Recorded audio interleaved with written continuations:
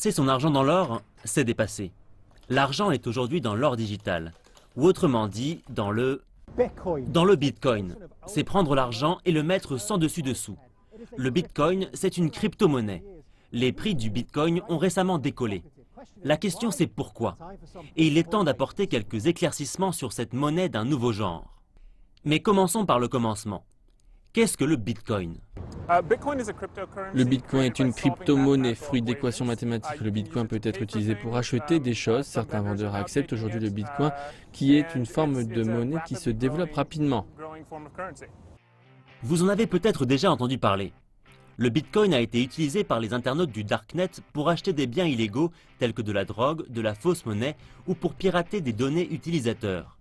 C'est complexe et intraçable, contrairement à une carte bancaire. Il n'y a pas de banque centrale pour le Bitcoin, donc personne ne le contrôle. C'est un système diversifié. Sont concernés par cette monnaie tous ceux qui achètent ou vendent des Bitcoins. Est-ce que c'est comme une monnaie normale dont on peut augmenter la masse monétaire en imprimant des billets, ou bien sont-ils en nombre très limité? Seul un nombre limité de bitcoins peuvent être créés, 21 millions, et une fois arrivé à ce seuil, plus aucun bitcoin ne peut être émis, mais il est possible de vendre et d'acheter des fractions de bitcoin dont le plus petit montant correspond à 1 millionième de bitcoin, donc il y a un peu de flexibilité. Et ce nombre limité de bitcoin rend fou les investisseurs. La valeur du bitcoin est passée de 750 $ au début de l'année à près de 3000 $ au début du mois de juin. Mais tout cela est très volatile, et cette valeur élevée peut s'effondrer tout aussi rapidement.